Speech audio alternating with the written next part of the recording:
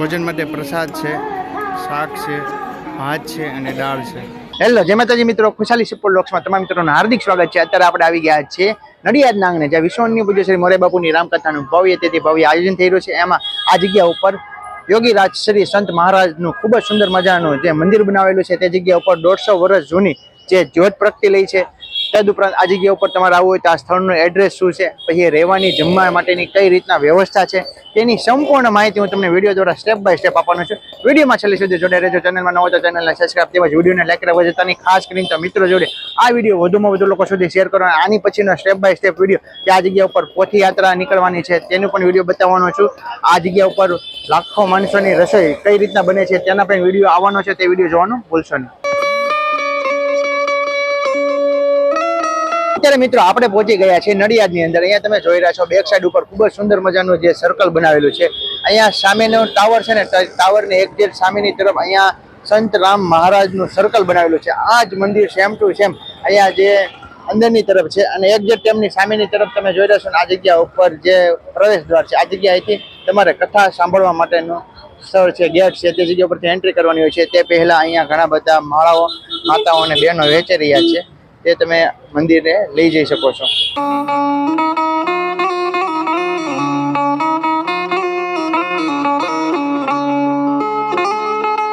ગેટની અંદર પ્રવેશ કરતા જ આ જગ્યા ઉપર ઘણા બધા સ્ટોલો જોવા મળે છે. અહીંથી હું તમને બતાવી રહ્યો છું કે જે પહેલો સ્ટોર છે ને, તે જગ્યા ઉપર અલગ અલગ ધૂપ મળે છે અને કપ ને અગરબત્તી ને બધી વસ્તુ અલગ અલગ મળે છે. પછી તમે ધીમે ધીમે આગળની તરફ વધો તો તમને આ રીતના ખૂબ જ સુંદર મજાનો જે મંડપ જોવા મળે છે. મંડપની અંદર તમે શરૂઆતમાં જુઓ ઘણી બધી ખુરશીઓ રાખવામાં આવી છે કે ભાઈ ભક્તો ખુરશીમાં બેઠીને રામકથાનું રસપાન કરી શકે. પછી બીજો ગેટ પણ આ જગ્યા ઉપર છે. આ જગ્યા ઉપર ચાની અને પાણીની પ્રસાદી મળે છે. પછી આગળની તરફ જોવા જઈએ તો અહીંયા ખૂબ સુંદર મજાનો વિશાળ મંડપનું આયોજન કરેલું છે. હવે મિત્રો આપણે વ્યાસપીઠના દર્શન કરવા માટે જઈ રહ્યા છીએ. અહીંયા તમે જુઓ ખૂબ જ વિશાળ સરસ મજાનો મંડપને ડેકોરેશન કરવામાં આવ્યું છે અને ઘણા બધા ભાવિ ભક્તો રામકથાનું રસપાન કરવા માટે આ જગ્યા ઉપર બેસી રહ્યા છે.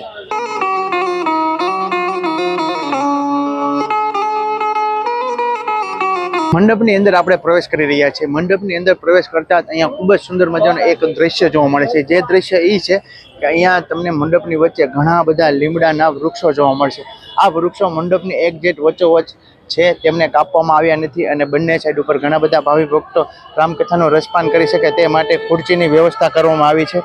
અહીંયા આગળની તરફ હવે જઈએ તો અહીંયા તમે જુઓ સરસ મજાની ગરમી ન થાય તે માટે પંખાના પણ વ્યવસ્થા સુવિધા આપી રહી છે અને સાઉન્ડની સિસ્ટમ તો ખ્યાલ જ હશે તમને કઈ રીતના છે. પછી ભાવિ ભક્તો LED સ્ક્રીનની અંદર જે જોઈને રામકથાનું રસપાન કરી શકે તે રીતના પણ વ્યવસ્થા કરેલી છે. અત્યારે મિત્રો આપણે વ્યાસપીઠની ખૂબ જ નજીક પહોંચી ગયા છીએ. અહીંથી તમને ખૂબ જ સુંદર મજાના વ્યાસપીઠના દર્શન થશે.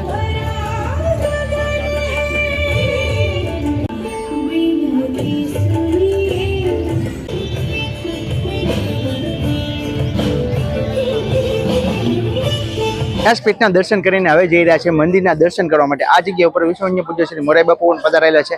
ચાલો આપણે સાથે મળીને તેમના દર્શન કરીએ. વિડીયોમાં નવા હોય તો પ્લીઝ ચેનલને સબસ્ક્રાઇબ કર્યા વગર જતા નહીં, ખાસ કરીને વિડીયોને લાઈક કર્યા વગર તો જતા જ નહીં.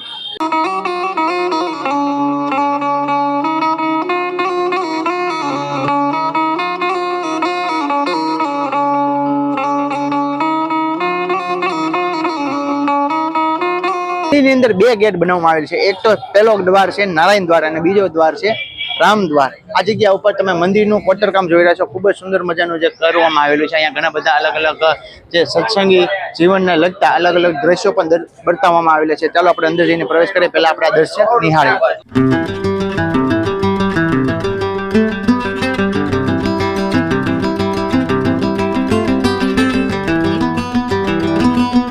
ગેટની અંદર આપણે પ્રવેશ કરી રહ્યા છીએ. આ જગ્યા ઉપર તમે પ્રવેશ કરશો ને તો આ જગ્યા ઉપર સમાધિ મંદિર છે. પછી આગળની તરફ જોવા જઈએ ને તો આ જગ્યા ઉપર અખંડ ધૂન ચાલે છે. તો ચાલો આપણે તે નિહાળીએ.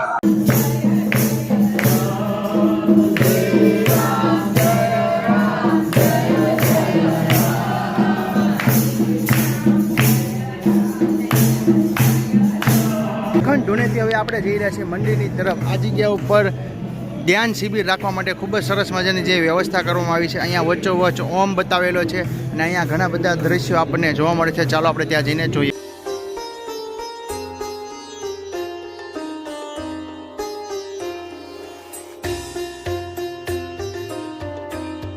આપણે પ્રવેશ કરી ચૂક્યા છીએ. આ જગ્યા ઉપર યોગીરાજ શ્રી સંત મહારાજનું ખૂબ જ સુંદર મજાનું મંદિર આવેલું છે. તે જગ્યા ઉપર સમાધિ સ્થાન છે. આ તમે અત્યારે દર્શન કરી રહ્યા છો સમાધિ સ્થાન. આ જગ્યા ઉપર ખૂબ જ સુંદર મજાનું જે મંદિર બનાવેલું છે અને તે વાત કરીએ કે 150 વર્ષ જૂનું ત્યાં જગ્યા ઉપર જોત પ્રગટી રહી છે.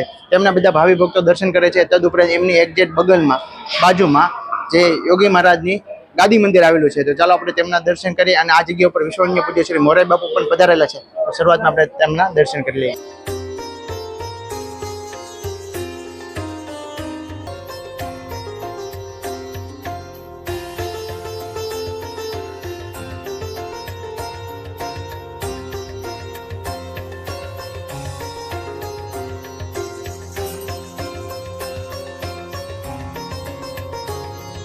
અત્યારે મિત્રો આપણે શ્રી રામ ગેટ છે તે ગેટની અંદર પ્રવેશ કરી ચૂક્યા છીએ. આ જગ્યા ઉપર ભોજન પ્રસાદ માટે ગ્રહણ કરવા માટે જવા માટેનો રસ્તો બનાવેલો છે. અહીંયા આ રીતના કંઈક રૂટ છે. શ્રી રામ ગેટ દ્વારાથી તમે અંદર પ્રવેશ કરશો તો આ રીતના જાહેર ભોજન કક્ષ માટેનો વિભાગ બનાવેલો છે. આ ભાઈ આ રીતના લાઇનમાં સ્ટેપ બાય સ્ટેપ ભાવિ ભક્તોને અંદર પ્રવેશ મળી રહ્યો છે.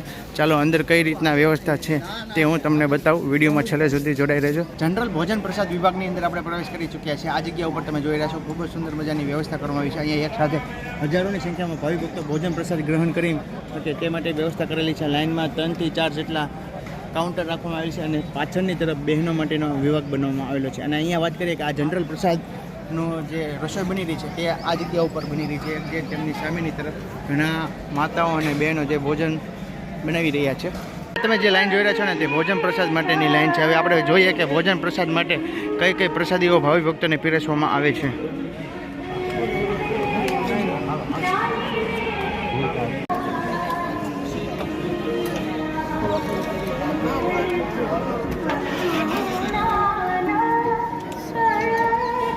ભોજન માટે પ્રસાદ છે, શાક છે, ભાત છે અને દાળ છે. પ્રસાદ લઈને તમારે આ જગ્યા ઉપર લાઇનમાં પ્રસાદી બેસીને જમવાની હોય છે. અને આગળની તરફ જુઓ તો તમને અહીંયા ઘણા બધા માતાઓ માટે વ્યવસ્થિત અલગ વ્યવસ્થા કરવામાં આવી છે.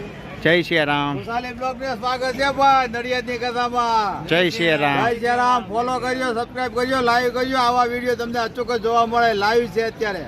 પ્રસાદી મિત્રો આપણે લઈ લીધી છે. પ્રસાદીમાં તમે જોઈ રહ્યા છે પ્રસાદ છે, દાળ છે, શાક છે અને ભાત છે. તો મિત્રો આ તો સંપૂર્ણ તૈયારીનો વિડીયો. તમને મારો વિડીયો ગમે તો લાઈક કરજો, શેર કરજો અને કમેન્ટમાં જય શ્રી રામ લખવાનું ભૂલતા નહીં. ચાલો મળીએ નવા વ્લોગ સાથે. જે આની પછીનો વ્લોગ આવવાનો છે ભવ્ય પોથી યાત્રાનો, તે જોવાનું ભૂલતા નહીં. ચાલો મળીએ નવા વ્લોગ સાથે. જય માતાજી, જય શ્રી કૃષ્ણ, જય શ્રી રામ.